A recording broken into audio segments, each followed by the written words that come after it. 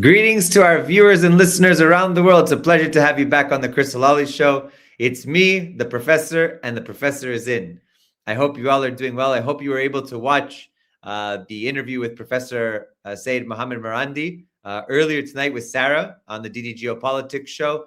We're sorry about the audio issues. It was a little bit of a technical issue that we had with simultaneous Google Meets, StreamYard, the crossover and the share link, and then the audio, but we finally figured it out at the end. So hopefully it won't happen again, but sorry about that. You know, what can we do? It happens. So, and also sorry for the connection. As everybody knows, Iran has internet issues.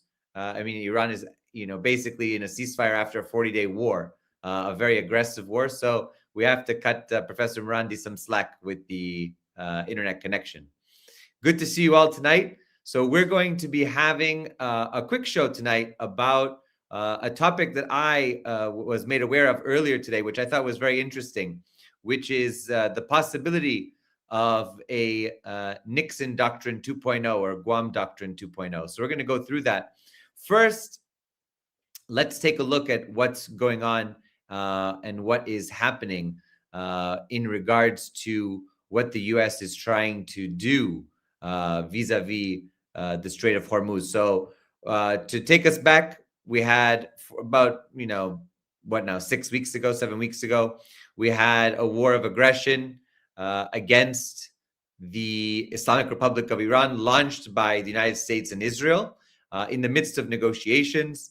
In those subsequent weeks, we eventually had Iran use a nuclear weapon, as Medvedev called it, the Strait of Hormuz, where they effectively took control of it and were able to shut it down.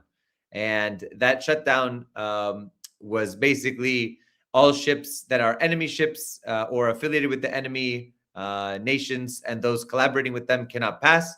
Those that are friendly can pass, but there's a toll now of $2 million equivalent in yuan. So we went from the petrodollar to the petro yuan. And we talked about that with many of our guests, including Professor Marandi, Pepe Escobar, Scott Ritter, Larry Johnson, and many others. So definitely check out those streams if you haven't. So now let's take a look. After Islamabad, which was just a few days ago, what happened? We had the situation where the Trump administration then said, okay, we'll raise you your control of the strait for a naval blockade. Now, a naval blockade is an act of war, for those who don't know, under international law. So we have a naval blockade, and I want to share with you what is happening now with this naval blockade. So we have, this is from U.S. Central Command.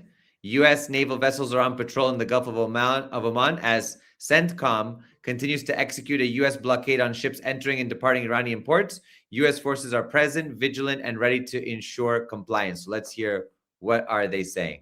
The U.S. has announced a formal blockade of Iranian ports and coastal areas. This is illegal action. All vessels are advised to immediately return to port if leaving and discontinue transit to Iran if that is your next port of call. Do not attempt to breach the blockade. Vessels will be boarded for interdiction and seizure, transiting to or from an Iranian port. Turn around and prepare to be boarded. If you do not comply with this blockade, we will use force. The whole of the United States Navy is ready to force compliance. Now, the U.S. So there we go. So we have the United States Central Command posting this video from the United States Navy, basically, on the radio, telling all the ships in the area that they have to comply with what they call a legal blockade. Of course, I think that would take umbrance with that, and I would certainly not think that this was in any way legal. But in any case, it is an act of war, and certainly an aggressive move by the United States, supposedly during a ceasefire period. So we had the Trump administration has been posting, of course, nonstop. And we had Trump post today from the White House account. China is very happy that I am permanently opening the Strait of Hormuz.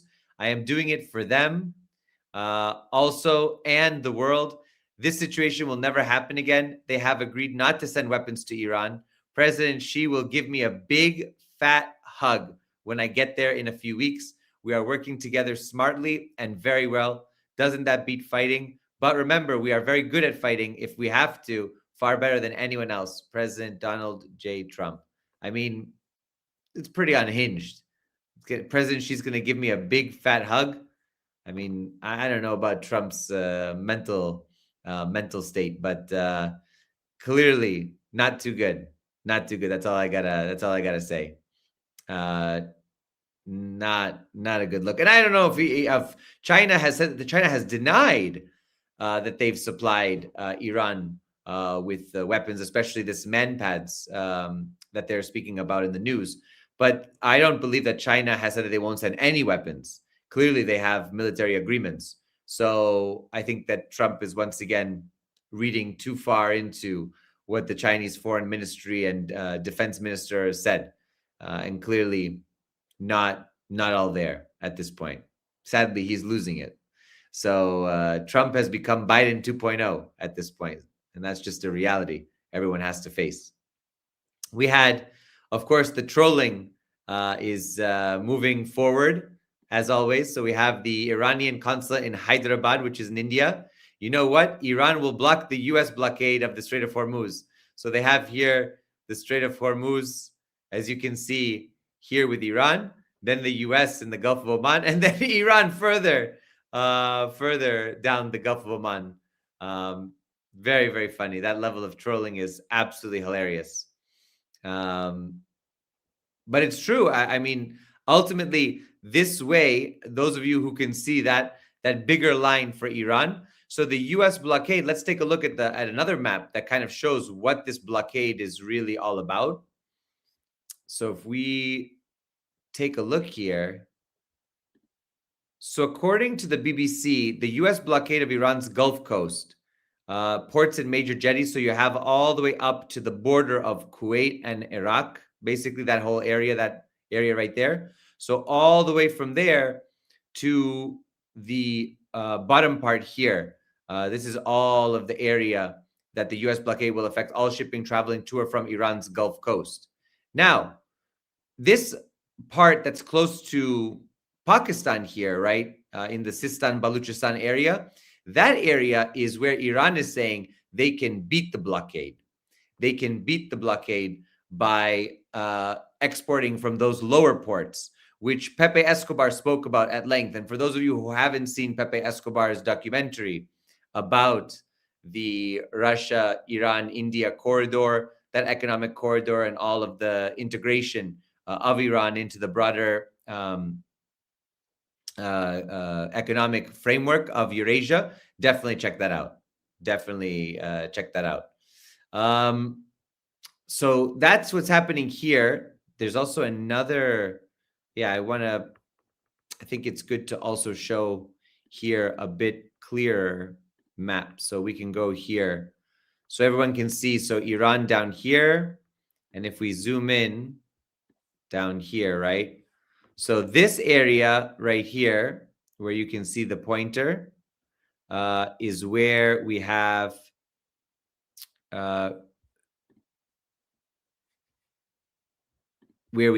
the Iranian control of the Strait of Hormuz, that narrow part there, right? Then a little bit further is where the U.S. is imposing its blockade. But then we have Chabahar, which is very critical here. This is the critical port of Chabahar, right? In Chabahar Bay. This is what Pepe was talking about. And this is the border of, this is the border right here, the international border with Pakistan. So this is a critical area. And if it's possible to use this bottom part, and if that can somehow skirt the blockade, that will be very important. So we'll see. We'll see what Iran basically does. But we'll see who blinks first here. This brinksmanship is the real key.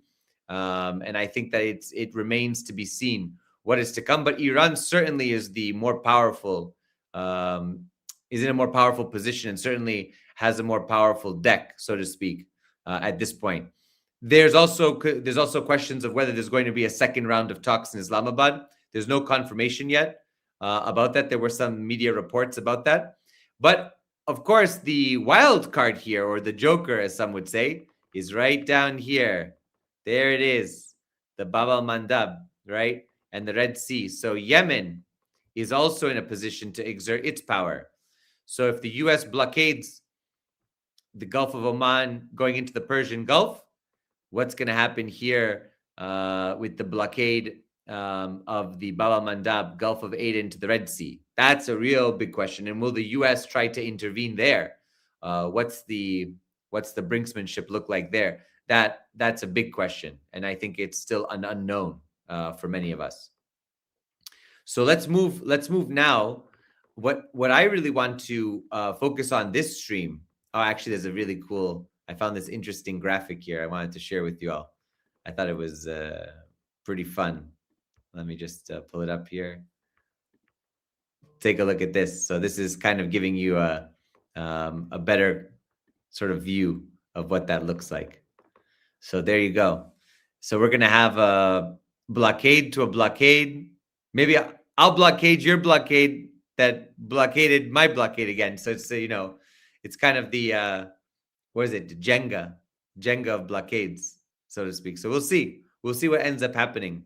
But certainly there's been ongoing questions over who's running the blockade, who's attempted to run the blockade, who's been successful or not successful. And I think that the jury is still out on what's to come in the coming days and weeks about this blockade. We have already a clock that's running down for the ceasefire. The ceasefire, I believe, ends in 5 days or so. So the 21st. So it's already the 16th year. So in about 5 days. So we'll see what happens after that. But that's going to be a big question mark. What will come after the ceasefire ends, and will there be an agreement? So let's go to what I wanted to talk about, which is the Nixon Doctrine. So today, basically, there was some academic and research chatter, and our friend of the show, Professor Tim Anderson, right, Dr. Tim Anderson, he wrote and said, look, maybe there's going to be something of a Trump doctrine that mirrors the Nixon Doctrine, so a Nixon 2.0, in order to come out of this situation. If we're going to think about an off-ramp, this is what it could happen. So you're asking how this relates. Let's discuss how this relates. So we're going to read this article together, as we always do on these streams. So let's take a look. So this was an article from 2019 by Hugh White, a very unreassuring bombshell, Richard Nixon and the Guam Doctrine, July 1969. So there is President Richard Nixon on the island of Guam, and he was on the island of Guam picking up the astronauts from the Apollo 11 mission. And let's take a read and see how this connects. So Hugh writes, it's a strange and poignant juxtaposition of anniversaries. On 24 July 1969, President Richard Nixon, just 7 months into his presidency, was 1,500 kilometers southwest of Hawaii aboard the USS Hornet to welcome the Apollo 11 astronauts back to Earth and bask in the reflected glory of an American triumph. From there, he headed further west on his first trip to Asia as president. When his plane stopped to refuel in Guam, he held an informal press briefing for attribution but not for direct quotation to preview the trip for the traveling press. He spoke at some length and in a rather rambling way, but with deep knowledge and conviction about Asia's future and its significance to America. He sought to reaffirm America's commitment to Asia and its allies in the region, but he also qualified that commitment by setting new limits on what the U.S. would be willing to do for its allies, hence making clear what it would expect its allies to do for themselves. This was clearest in Nixon's answer to a question from one of the journalists.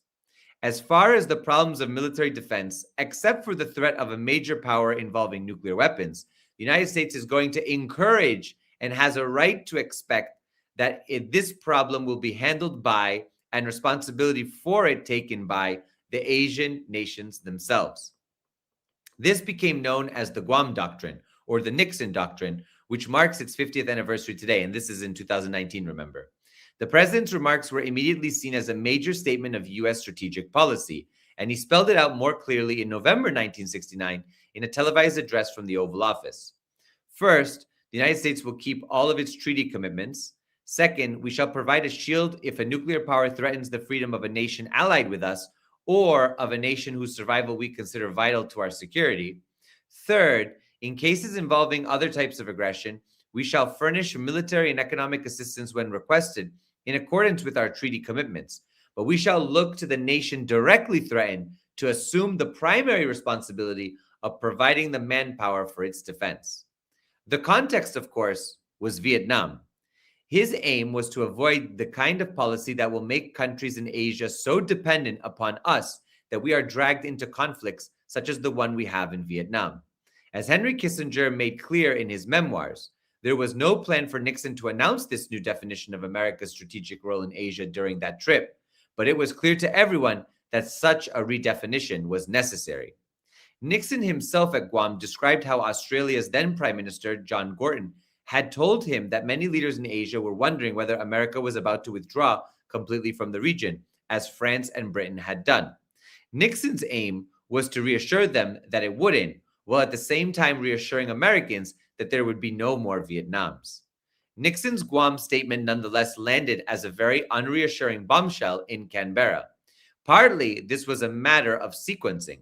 The previous year, Prime Minister Harold Wilson had announced the end of Britain's role as a strategic power in Asia with the withdrawal of all British forces east of Suez. Australians had, of course, been aware of Britain's declining strategic weight and influence for decades, but it nonetheless came as a shock that one of our two great and powerful friends was giving up and going home.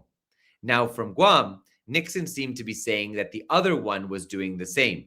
For a generation with vivid memories of the fall of Singapore, it seemed all too plausible that Australia was being deserted to look after itself. That generation knew their Kipling too, and his poem Recessional seemed to many eerily apposite. For more specifically, Nixon's reformulation of America's strategic commitment to its allies like Australia's confirmed that we could not rely on its support to defend ourselves against our most serious credible threat. By limiting the U.S. to helping defend allies facing nuclear-armed powers, Nixon made it clear that Australia was on its own in any conflict with Indonesia.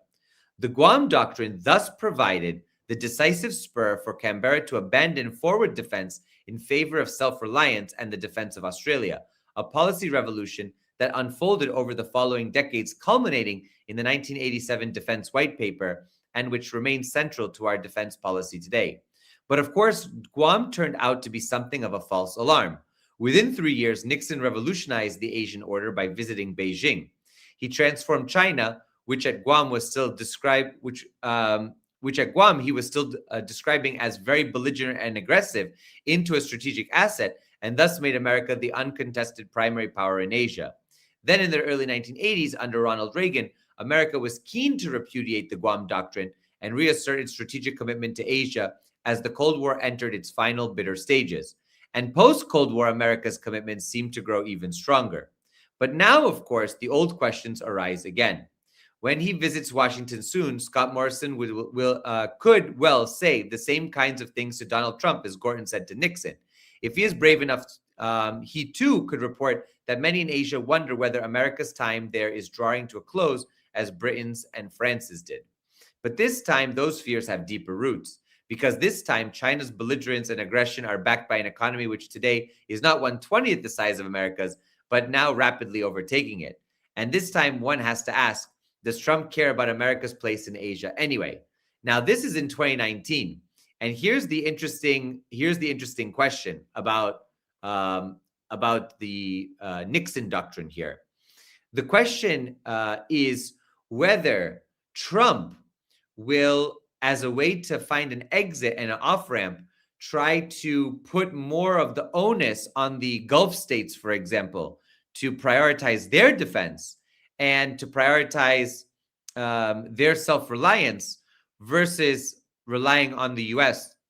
to carry out and to successfully carry out regime change in Tehran, which does not seem likely at all.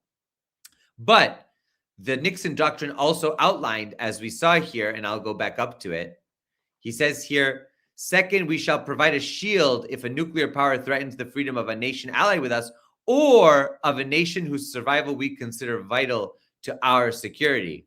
I'm sure that everyone here on this stream would recognize that Israel is a nation that the U.S. considers vital to its security, and therefore Israel's survival is necessary. It's existential for the U.S.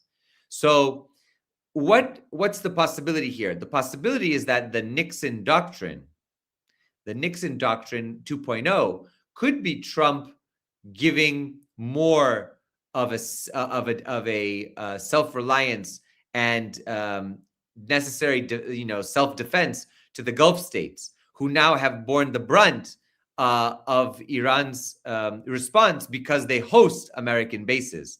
They have American bases. They have American assets. America uses them for logistics, not only for offensive military capabilities, but also for a wide range of logistics. So that's very key here to understand. There's another interesting Iran angle here to the Nixon Doctrine.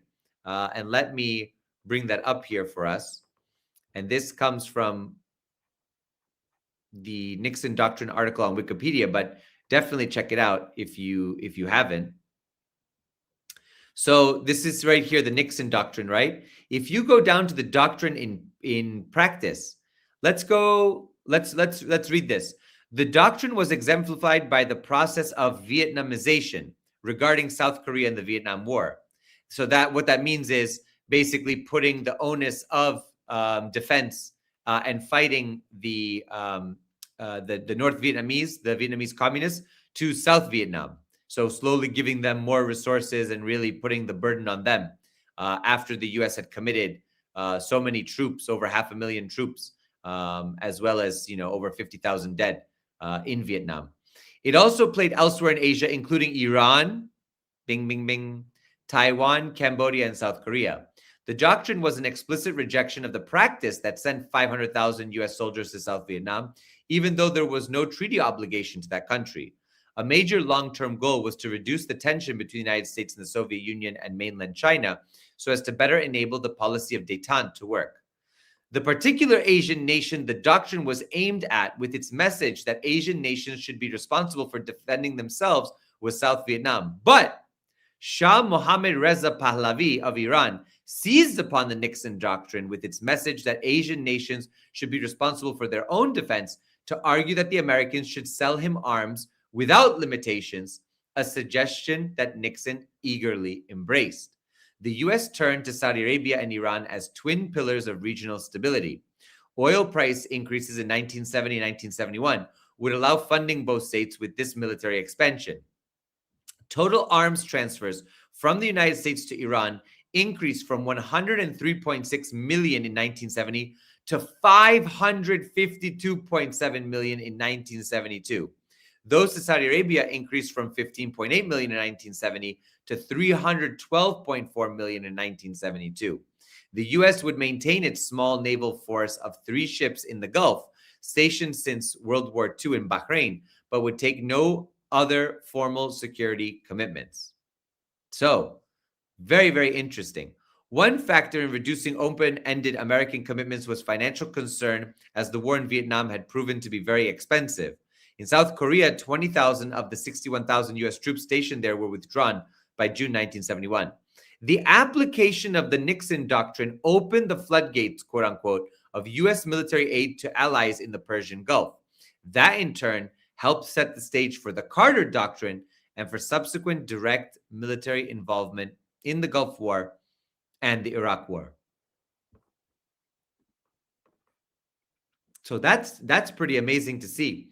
There's a lot here to unpack. But the main thing is that clearly the Nixon Doctrine, if we can think of a Nixon Doctrine 2.0 regionally today, I think that everybody in the chat would recognize that there already is a Nixon Doctrine 2.0, but not for the Middle East, Southwest Asia, but for Europe. Trump has been harping on the Europeans taking more of their security, paying more into NATO, paying more for their own defense, and being self-reliant. So Trump is not directly arming Ukraine anymore, but arming Ukraine vis-a-vis the European countries. And the European countries are rearming themselves so that they can take more of their defense in their own hands, because Trump is basically saying, we're not going to be there for you. And now it's even more so because the NATO alliance did not intervene in the war of aggression against Iran, knowing full well that, number one, they weren't consulted, and number two, it was an illegal war. It was a war of aggression, a war of choice. This was not, in any case, a war that should have happened to begin with. So very, very interesting, I would argue. I think that this is very interesting to think about and very unique, because the Trump administration is already using this kind of doctrine in the case of Europe. The big question is, will it use it in the Middle East? And that is a very interesting question. I think it's also connected with the Abraham Accords, with the regional security, with sort of what Trump has as a plan of action, and also giving Israel more power in the region to project its power. And we see that in Lebanon, in Syria, and elsewhere. So I think that this is very important to look at here. So we took a look at those two. We took a look at those two things. And another thing that I want to do, that I wanted to take a look at with you all, there was a great article that came out in Russia and Global Affairs. Let me just pull it up here. And I want to read this, and I want to get your opinion on this. I think it's quite important. So here we are. Oh, let me make sure I got it. Okay, perfect. So I pull this up here. So this is Russia and Global Affairs. And this is the editor-in-chief, Fyodor Lukyanov. By the way, I was with him in person just yesterday at a major conference that I participated in. So that was amazing to see him and to greet him. And the article is entitled, "America Has Reached the Limits of Its Own Power," or of its power, I should say. So this is from Russia, and this is what basically the Russian academic space, sort of the think tank world that's akin to the foreign policy establishment, this is what they're thinking in Russia. So it starts, Donald Trump has declared the start of a new, quote unquote, golden age in the Middle East after announcing a ceasefire with Iran. The war, at least for now, has been paused. And while predictions are always risky with this White House, there is at least a chance that the fighting will not immediately resume. That alone matters. A prolonged war would raise risks for everyone, but above all, for Washington. For all the bombast coming from the U.S. administration, America has always been deeply uncomfortable with prolonged uncertainty and strategic risk. It is one thing to threaten. It is another to endure the consequences when threats fail.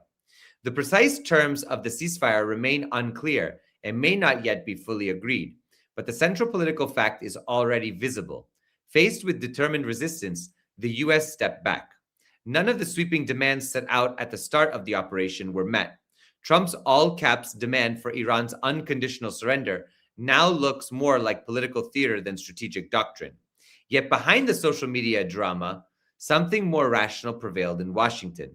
When pressure fails, it is better to retreat than to escalate into a situation you may no longer control. The feverish rhetoric before the truce served a purpose. It allowed Washington to claim that Tehran had blinked, while creating such a sense of looming catastrophe that any pause in fighting could be sold as relief. The White House will now try to present restraint as victory. This conflict is undoubtedly a milestone in the wider transformation of the international system, but it is not the end of that process, nor is it the final chapter in the struggle for the Middle East. Iran, above all, has demonstrated resilience. It has completely undermined the core assumption behind the U.S.-Israeli campaign, namely that a sufficiently powerful blow would be enough to bring down the Islamic Republic or force it into submission. Tehran's response was not spectacular in the conventional military sense, but it was effective. Iran widened the theater of tension and signaled that the costs of escalation would not be confined to military targets. It forced its opponents to reckon not only with Iranian retaliation, but with the fragility of the wider regional system. This matters because the endurance of the US and its regional partners is limited.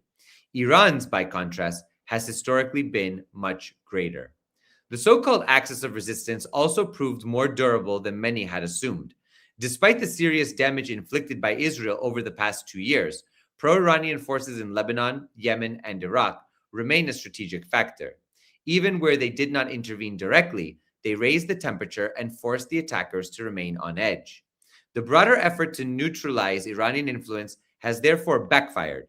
Iran has emerged bloodied but still standing. Even if Tehran's claims that any settlement must happen on its terms are partly negotiating tactics, one thing is already clear. Iran's regional weight has not diminished in the way Washington and West Jerusalem intended. Negotiations with Tehran are now unavoidable. The real question is what Iran itself wants. Its previous strategy of regional expansion contributed to many of the crises now engulfing the Middle East. There is also the unresolved issue of its nuclear program. What exactly is Iran seeking, and what price is it prepared to pay? Iran appears to have entered a new internal phase as well, with power shifting further towards security institutions. That leadership will now have to weigh ambition against reality. For the wider region, the implications are profound. The Gulf monarchies have had a sobering experience.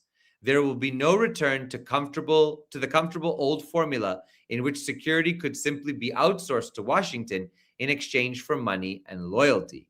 That arrangement, which underpinned the region since the Cold War, has been badly shaken.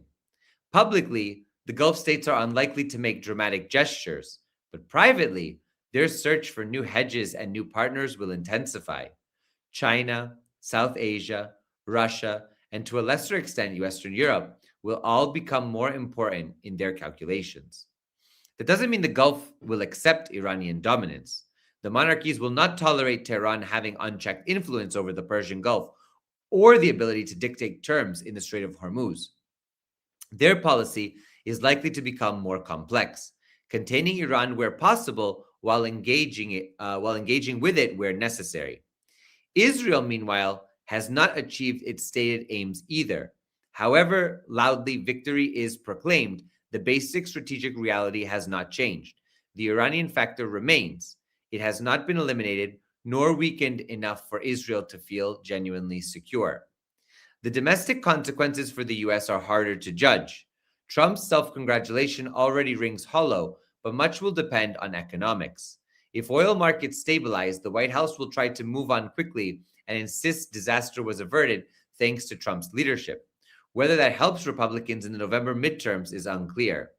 Still, Trump has always had one instinct his critics often underestimate. He knows how to survive setbacks and reframe them.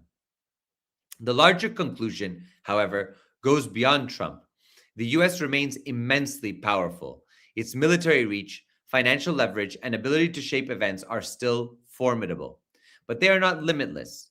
America can still influence outcomes, but can no longer simply impose its will at any cost. That lesson has now been absorbed far beyond Tehran. Allies and adversaries alike will draw their own conclusions. Iran may be a special case, but a precedent has been set.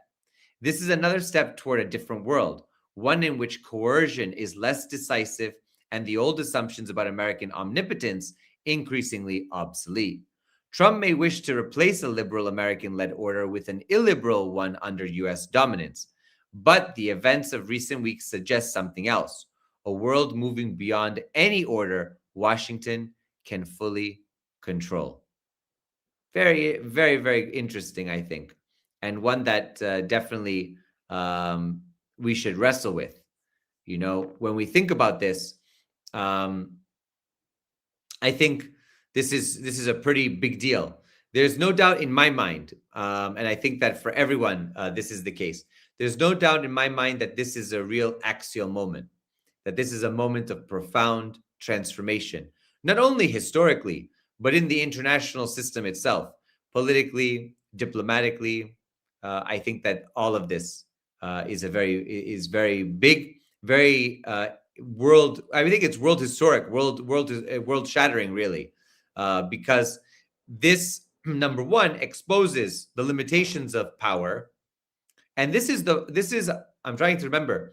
This is one of the first instances of a long-term conflict involving two nuclear powers openly fighting with each other in a sustained format and not achieving their aims, even though both of them are nuclear powers. And they can resort to nuclear weapons. I mean, they could theoretically, but they won't do that. I mean, that's too much to handle at this point.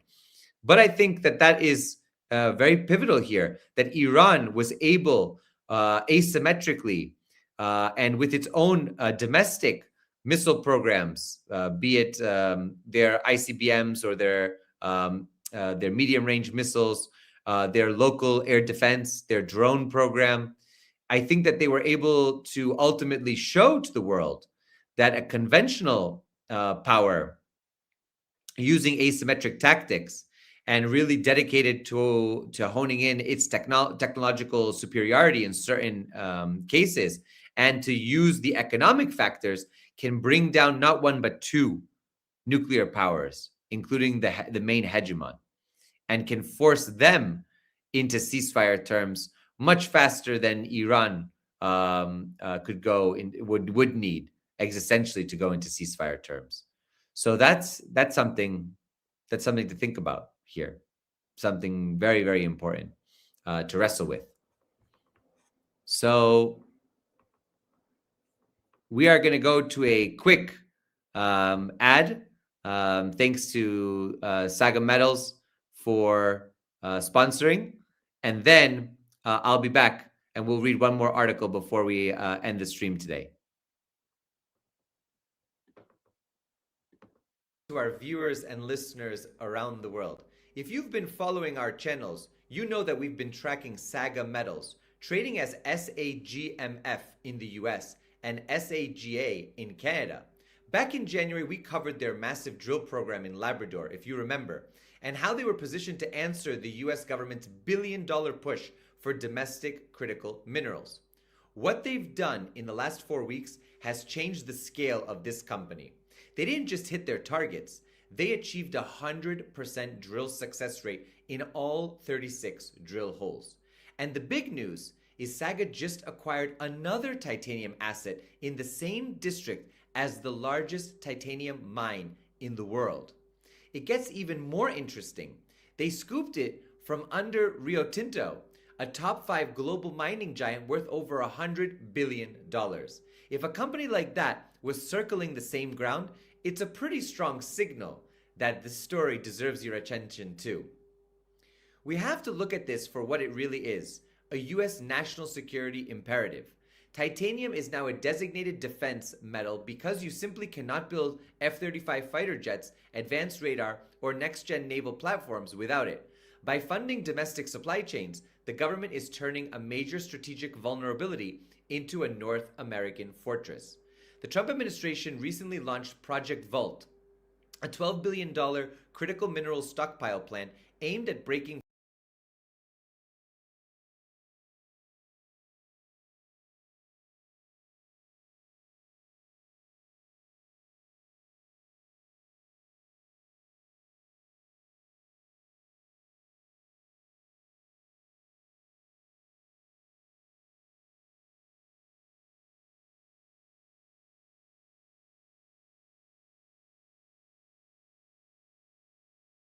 our viewers and listeners mineral stockpile plan aimed at breaking foreign dominance and reshaping the mining sector. And that's not all. An additional $30 billion was announced at the Critical Minerals Ministerial to accelerate domestic production and secure strategic supply chains. Saga Metals sits right in the path of that incoming capital.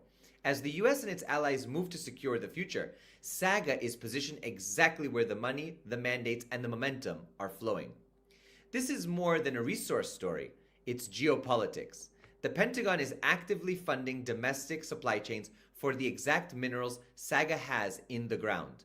This isn't wishful thinking. It's a White House directive. And Saga isn't sitting still. They're systematically assembling what's shaping up to be a massive North American titanium district with the potential for one of the largest discoveries the region has ever seen. Saga Metals is a company I'm watching very closely. If you want to learn more about this critical mineral story, check out the link in the description. A special thanks to Saga Metals for making today's video possible.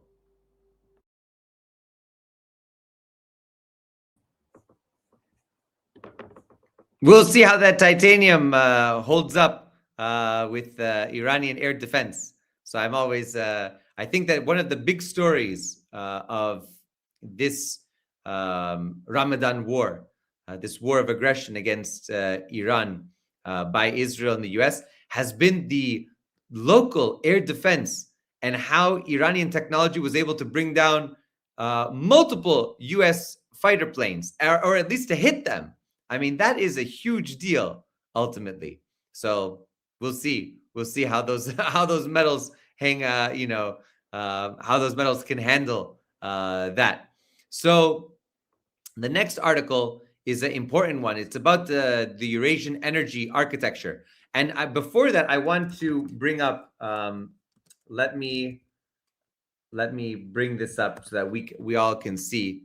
So this is the Pepe Escobar documentary. If you haven't seen it, I'm gonna screen share now so you can see it. So this is Press TV, Golden Corridor. It's called Golden Corridor. It's a documentary. Pepe Escobar travels to Iran to study the North-South corridor, designed not only to boost Iran-Russia trade, but also to unlock unique economic opportunities for many other countries. So definitely take a watch, 2 minutes, great documentary. Please check it out if you haven't already. And let's go to our last article for today. It's a very important one. It's from just a few weeks ago, but I think it's pertinent and very timely. Russia, India, and China forging a new Eurasian energy architecture. And the article starts, the global energy system has entered a period of profound structural transformation.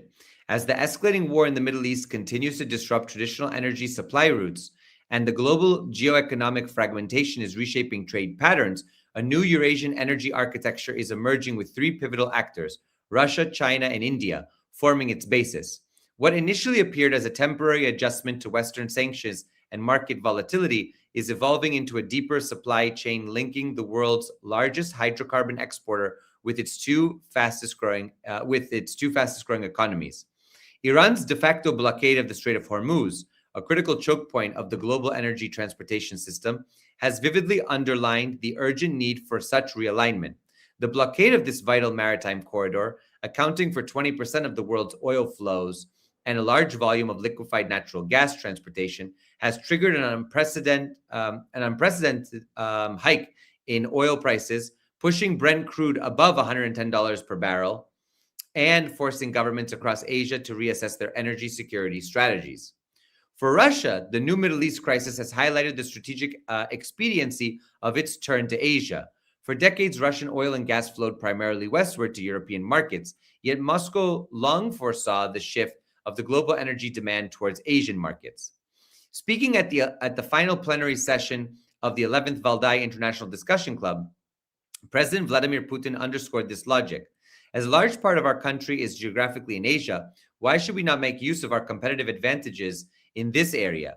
It would be extremely short-sighted not to do so. The eastward reorientation of Russian trade, which began back in the late 1990s, gradually advanced through the 2000s and accelerated after the beginning of the Ukraine crisis in 2014, has produced tangible economic results. Today, a growing share of Russian oil and gas exports has moved eastward across Eurasia. Most of Russian hydrocarbon exports redirected from Europe have been taken over by China and India. In early 2026, China accounted for about 48% of Russia's crude exports and India for around 37%, which makes them by far the largest buyers of Russian oil. These figures indicate a profound structural shift. The reorientation of supplies is supported by expanding infrastructure from the power of Siberia gas pipeline delivering Russian gas to China to the rapidly growing tanker routes connecting Russian Arctic and Pacific terminals with Asian refineries. China's role in this transformation is central. As the world's largest energy importer, Beijing always sought to diversify supply sources to secure its growing economy from geopolitical shocks. Russian crude has become a crucial component of that strategy. In 2026, China remains the largest buyer of Russian fossil fuels, accounting for more than half of export revenues among Russia's top 5 customers. China has also taken precautionary measures to mitigate the risks posed by the Middle East conflict. Beijing has curbed fuel exports, and the National Development and Reform Commission has ordered refiners to prioritize domestic supplies amid external disruptions. This points to China's concern that prolonged disruptions in the Gulf oil shipping may tighten Asian markets. India's position is equally significant. India is the world's third largest oil consumer, and its energy demand continues to expand rapidly alongside economic growth. Russian crude remains the country's largest source of imported oil, with deliveries exceeding 1.5 million barrels per day in early 2026. New Delhi sees the diversification of supplies not merely as a matter of commerce, but also a factor of national security. Indian officials repeatedly emphasize that ensuring reliable energy supplies for more than 1.4 billion citizens is a key national priority. In this context, Russian oil, often offered under flexible pricing and transported along diversified routes, provides a valuable hedge against the Middle Eastern market volatility. The military escalation in the Gulf has sharply reduced tanker traffic and disrupted LNG flows through the Strait of Hormuz, tightening supply across Asian markets that depend heavily on Gulf producers.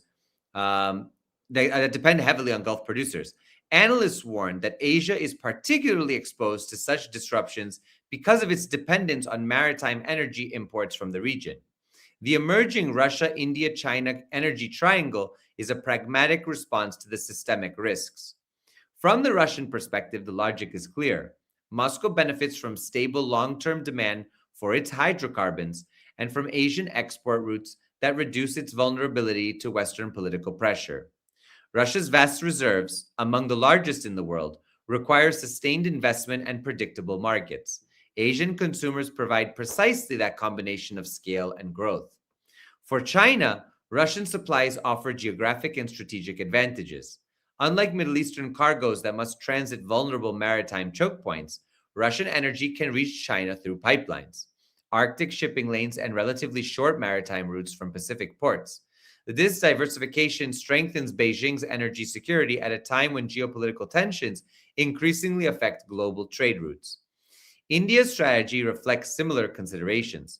While the Gulf will remain a key supplier, over-reliance on a single region may expose India to supply shocks and price volatility.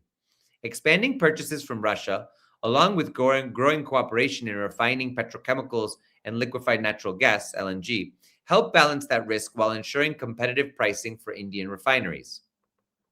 Along with transforming energy flows, the energy triangle is reshaping the financial and institutional landscape of Eurasian commerce. Within BRICS, Russia, India, and China have explored mechanisms for conducting energy trade in national currencies and building alternative payment systems. These initiatives reflect a broader effort to create financial infrastructure for sustained large-scale trade that could withstand global market disruptions even during geopolitical crises. The implications extend beyond hydrocarbons. Stable energy flows underpin industrial growth and economic stability across Eurasia. And as demand shifts from Asia towards Asia, the integration of Russian resources with Chinese and Indian markets is set to become a new normal in the 21st century energy order. This policy does not diminish the importance of imports from Gulf producers, but it mitigates the risk of over-reliance on a single region or transit route. What is emerging is not replacement, but rebalancing. Russian energy is increasingly complementing Middle Eastern supplies, giving China and India greater reliance against external shocks. For Moscow, Beijing, and New Delhi, the message is clear.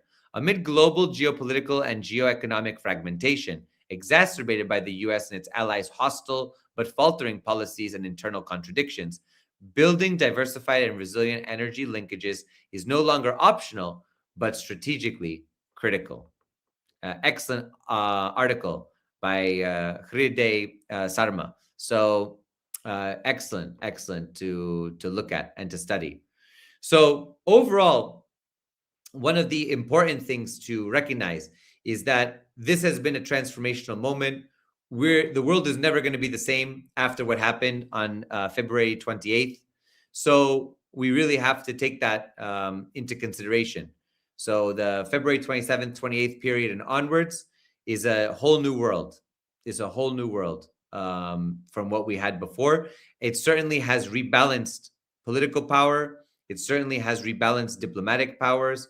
It certainly has rebalanced military powers.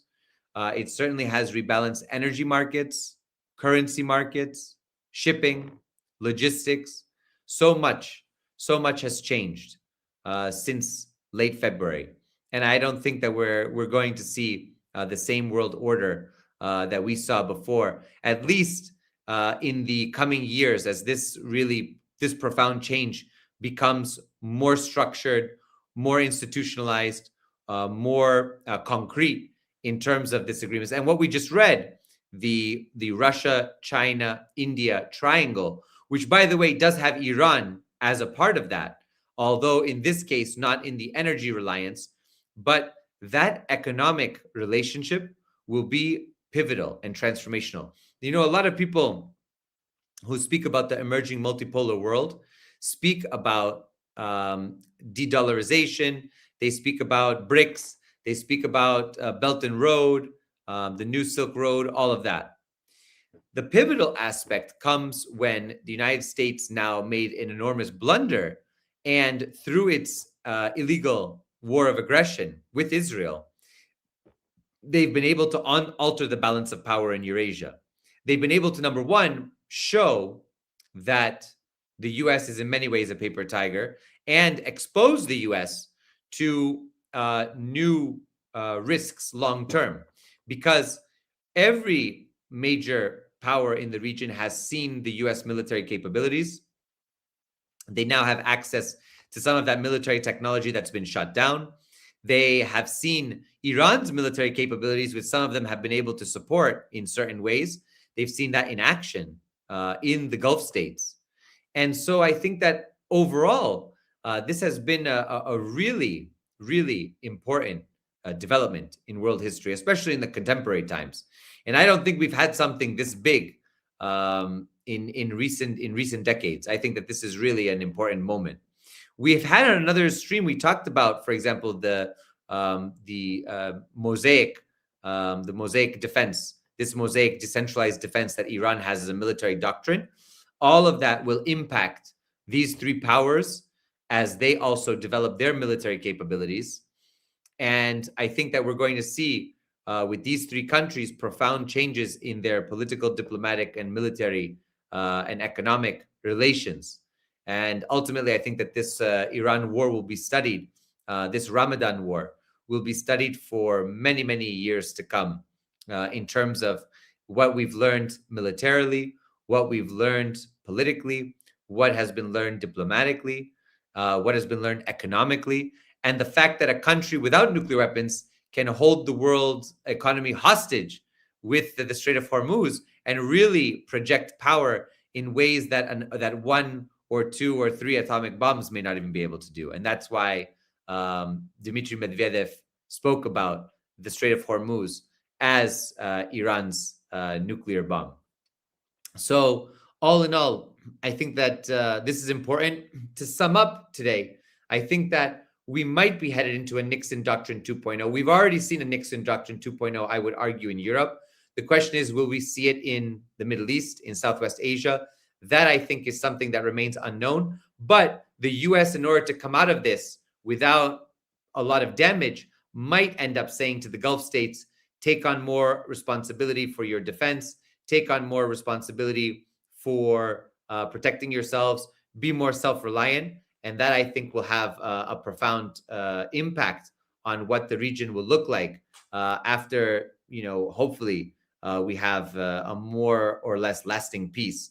Although I think many of us understand that there won't be lasting peace in this region so long as Israel is able to be belligerent and is able to carry out its own objectives with military force against all international laws. It is a genocidal state, no doubt about it, and it has plans for a greater Israel, and that needs to be stopped in order for there to be some peaceful resolution. There needs to be a Palestinian state. There needs to be an end to the apartheid regime. Zionism really has to end in order for there to be peace in the region, and I believe in the world. So hope you all enjoyed the stream. It was a great opportunity to see you all and to talk about these important topics. And we'll be back again tomorrow with Endgame number 3. We'll be focused on Lebanon. So make sure to tune into that. It's at 1 to 2 p.m. Eastern time in the US. So make sure to take a look at that. And thank you all again. It was a real pleasure. Stay healthy, stay well, stay sharp, keep your minds open, and we'll see you all tomorrow. Take care.